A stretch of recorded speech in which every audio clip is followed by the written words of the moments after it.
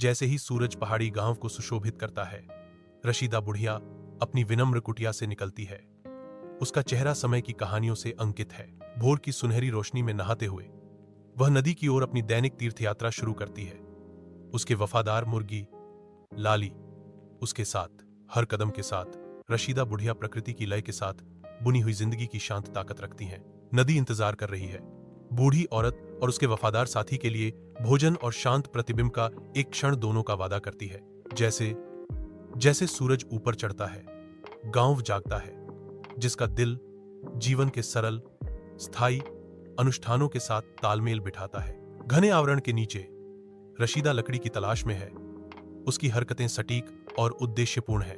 उसकी नजर एक हरकत पर पड़ती है जिससे एक छोटा घायल पक्षी जमीन पर बेबस तड़पता हुआ दिखाई देता है। रशीदा को दया आती है क्योंकि वह धीरे से पक्षी को पकड़ती है।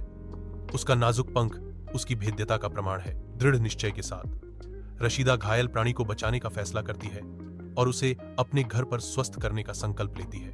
अपनी सुरक्षित गोद में पक्षी को आश्रय मिलता है जिसका भाग्य रशीदा की दयालुता से जुड़ा हुआ है। अपनी विनम्र झोपड़ी में रशीदा घायल पक्षी को अनंत देखभाल से गोद में लेती है।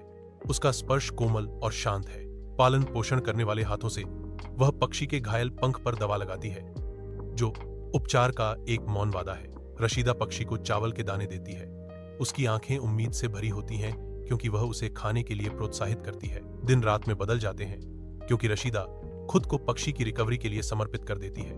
उसकी अटूट देखभाल नाजुक प्राणी में जीवन वापस लाती है। शुद्ध जादू के एक पल में पक्षी बोलता है। उसकी आवाज एक जादुई प्राणी के रूप में उसकी वास्तविक प्रकृति को प्रकट करती है। रशीदा को आश्चर्य से चकित करती है। मैं एक जादुई पक्षी हूं और मैं तुम्हें एक चावल का बर्तन देता हूं जो कभी खाली नहीं होगा। पक्षी घोषणा करता है। रशीदा को एक अमूल्य उपहार प्रदान करता है।